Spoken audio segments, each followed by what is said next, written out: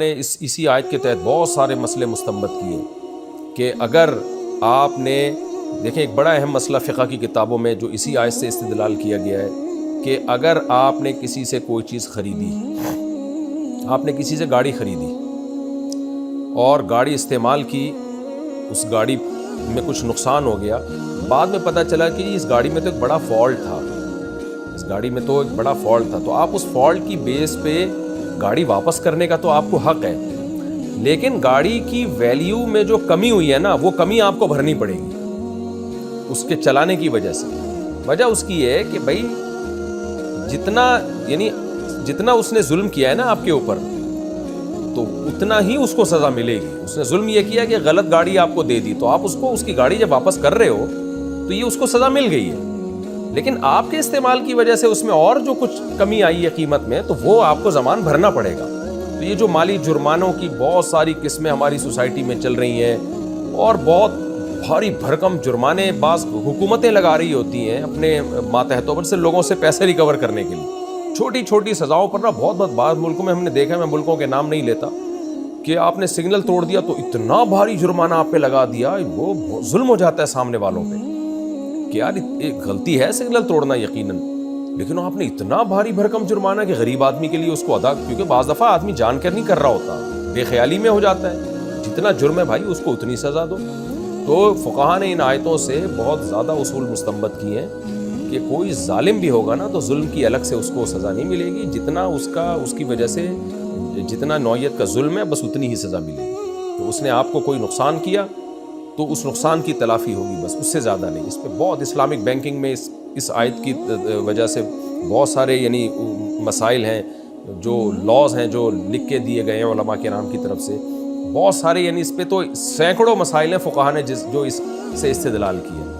تو جو غیر مسلموں کے ہاں نہیں ہے۔ اس لیے اللہ نے فرمایا وَجَزَاءُ سَيِّئَةٍ سَيِّئَةٌ مِثْلُهَا، کہ برائی کا بدلہ اسی کے بقدر برائی۔ اب یہاں ایک سوال پیدا ہوتا ہے، بھئی ایک آدمی نے برائی کی، تو جب آپ اس کو سزا دے رہے ہو تو وہ سزا تو برائی نہیں ہے نا۔ جیسے ایک آدمی نے کسی کو قتل کر دیا، زید نے قتل کر دیا کسی کو، تو مقتول کے وارث جب زید کو قتل کریں گے تو زید کا قتل کرنا تو برائی تھا، لیکن جواب میں جو زید کو قتل کیا جا رہا ہے یہ برائی تھوڑی ہے، یہ تو عدل ہے، اس کو اللہ برائی کیوں کہہ رہا ہے؟ تو وہی ہے صنعت مشاکلت۔ میں بار بار یہ بتا چکا ہوں کہ یہ بلاغت کا ایک اصول ہے کہ پچھلے عمل کو جس لفظ سے تعبیر کیا گیا ہے اس کے مقابلے میں جو عمل ہوگا اس کو بھی مجازاً اسی لفظ سے تعبیر کیا جاتا ہے، اس سے کلام میں ایک حسن پیدا ہو جاتا ہے۔ جیسے وَمَكَرُوا وَمَكَرَ اللَّهُ، اللہ فرماتے ہیں یہ لوگ بھی مکر کر رہے ہیں تو اللہ بھی مکر کر رہا ہے، حالانکہ مکر کی نسبت تو اللہ کی طرف نہیں ہوتی، مکر تو ایک بری تدبیر کو کہتے ہیں، لیکن ان کے جواب میں کہ تم اگر مکر کر رہے ہو تو اللہ اس کا انتقام لے گا، وہ بھی ایک تدبیر کر رہا ہے، تو اس تدبیر کو اللہ نے مکر سے تعبیر کیا۔ تو نارملی مکر کی نسبت جب اللہ کی طرف ہوگی تو یہ جائز نہیں ہے، لیکن اس جملے میں یہ جائز ہے کیونکہ یہ مشاکلت کے طور پر ہے، یعنی ان کو انہی کی زبان میں جواب دینا۔ تو اس کی مثال ایسے جیسے کوئی آپ کو دھمکیاں دے رہا ہو کہ میں تم پہ ظلم کروں گا، میں تمہارے ساتھ برا کروں گا، تو آپ کہو گے بیٹا برا تو تیرے ساتھ ہوگا، تو آپ کی نیت برائی کی نہیں ہوتی، نیت ہوتی ہے تجھے تیری دھمکیوں کی سزا ملے گی۔ تو یہ اردو میں بھی انگلش میں بھی ہر زبان میں ایسا ہوتا ہے کہ جب کوئی لفظ یوز کرتا ہے کسی خاص معنی میں تو آپ اس معنی میں وہ لفظ یوز نہیں کر رہے ہوتے، آپ کی نیت کچھ اور ہوتی ہے، لیکن اس سیاق و سباق کی رعایت کرنے کے لیے آپ اسی لفظ کو اس پہ پھیر دیتے ہو۔ یہاں بھی اللہ نے فرمایا وَجَزَاءُ سَيِّئَةٍ، برائی کا جو بدلہ ہے اسی کے بقدر برائی ہے، حالانکہ وہ جب بدلے میں ہوگی تو برائی نہیں ہوگی، لیکن جو عمل اس نے کیا ہے اتنا ہی تم بھی کر سکتے ہو۔ آگے اللہ نے فرمایا فَمَنْ عَفَا وَأَصْلَحَ، قانون تو یہ ہے کہ تم انتقام لے سکتے ہو، لیکن عظیمت کی کیا بات ہے، فَمَنْ عَفَا وَأَصْلَحَ، جو معاف کر دے اور اصلاح کر دے، فَأَجْرُهُ عَلَى اللَّهِ، اس کا اجر اللہ کے ذمہ ہے۔ اس میں اللہ نے بتا دیا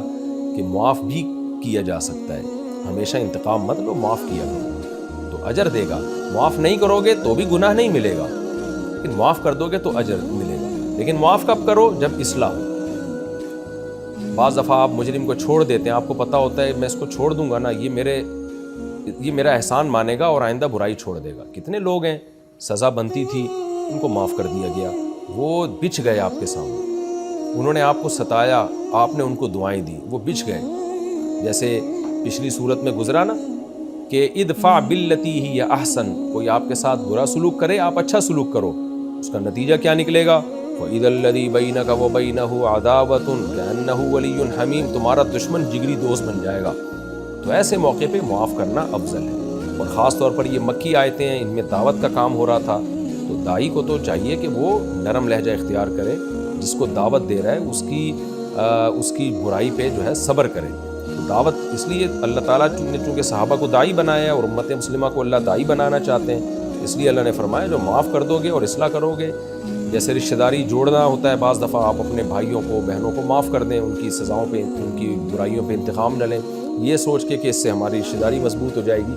جہاں بھی اصلاح کا عنصر ہوگا وہاں فضیلت معاف کرنے کی ہی ہے، اس لیے اللہ نے فرمایا جو یہ کام کرے گا فاجرہ علی اللہ، اس کا اجر اللہ کے ذمہ ہے۔ سوچو کیسا اجر ہوگا جو اللہ نے اپنے ذمہ لیا ہے۔ انہ لا یحب الظالمین، فرمائے وہ ظالمین کو پسند نہیں کرتا۔ اس نے اگر زیادتی کی ہے نا تم پر تو معاف کر دو گے، تو اس کا مطلب یہ نہیں کہ اللہ اس کو بچانا چاہ رہا ہے، اس سے تو اللہ ظالم کو تو اللہ پسند کرتا ہی نہیں ہے، لیکن معاف کرنے والے سے محبت کرتا ہے، تمہارا مقام اللہ کی نظر میں بہت بڑھ جائے گا۔ اس سے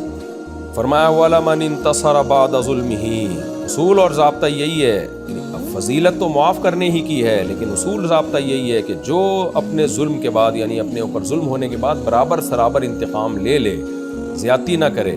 اور برابر سرابر انتقام لے لے، فَأُولَٰئِكَ مَا عَلَيْهِم مِّن سَبِيلٍ، تو یہ وہ لوگ ہیں ان پر کوئی حرج نہیں۔ یہ بھی ایک ہمارے ہاں سوسائٹی میں ہے کہ دیندار آدمی اگر انتقام لے لے تو لوگ اس کو برا بلا کہتے ہیں۔ ہم نے دیکھا ہے کہیں پھڈا ہو گیا کسی داڑھی والے کا، سامنے والا مار رہا ہے، یہ جواب میں مار رہا ہے، لوگ کہتے ہیں دیکھو داڑھی رکھ کے لڑ رہا ہے، یہ داڑھی لگ کے جو ہے نا اس کو برا بلا کہہ رہے ہیں۔ وہ بھائی صاحب اللہ نے اجازت دے دی، اللہ نے کہا کہ جو اب انتقام لے گا تو اس پر کوئی حرج نہیں، کیونکہ ہمارے یہاں نا دین کا ایک خام خواہ کا ایک وہ بنا لیا گیا ہے کہ نہ نیک لوگوں کو کبھی غصہ آ سکتا ہے، نہ وہ برائی کے بدلے میں انتقام لے سکتے ہیں، نہ وہ کسی کو کورٹ میں لے جا سکتے ہیں، بس وہ چھوئی موئی بن کے بیٹھ جائیں اور کوئی بھی آ کے ان کو کھا کے چلا جائے۔ تو اس لیے اللہ نے فرمایا کہ پرمیشن میں نے دے رکھی ہے، کوئی ظلم زیادتی کرتا ہے تو اور انتقام اگر تم لے لیتے ہو تو کوئی حرج اس میں نہیں ہے، برا نہیں کہا جائے گا ایسے شخص کو۔ تو یہ عیسائیت کے مقابلے میں، عیسائیت میں کیا ہے کہ انہوں نے اپنے دین میں تحریف کی اور اتنا کر دیا کہ پوری ایک تھپڑ تمہارے گال پہ مارے تو دوسرا گال بھی آگے کر دو۔ اسلام چونکہ دین فطرت ہے، اس نے معاف کرنے کی فضیلت بھی بیان کر دی اور انتقام لینے کی گنجائش بھی بیان کر دی، بس اتنا بیان کیا کہ انتقام اتنا ہی ہونا چاہیے جتنا اس کا جرم۔ فرمائے انما السبیل، ہاں حرج ان لوگوں پر ہے، علی الذین یظلمون الناس، جو لوگوں پہ ظلم کرتے ہیں۔ اب ظلم میں دونوں ظلم آ گئے، یعنی سامنے والے نے آپ پر پہل کر کے ظلم کیا،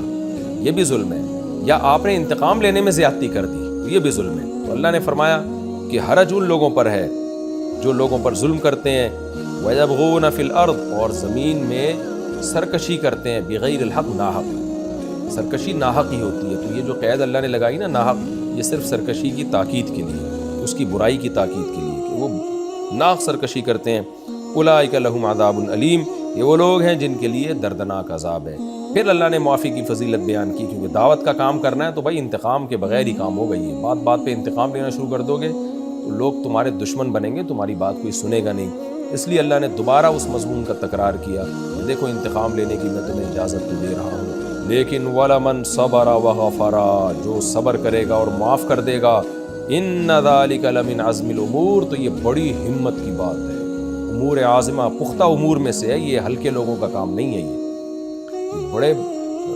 پرعزم لوگوں کا کام ہے جن میں قوت ارادی بہت مضبوط ہوتی ہے۔ تو یہ تعریف کر رہے ہیں اللہ تعالیٰ۔ دیکھیں ہم کہتے ہیں نا بیٹا یہ کام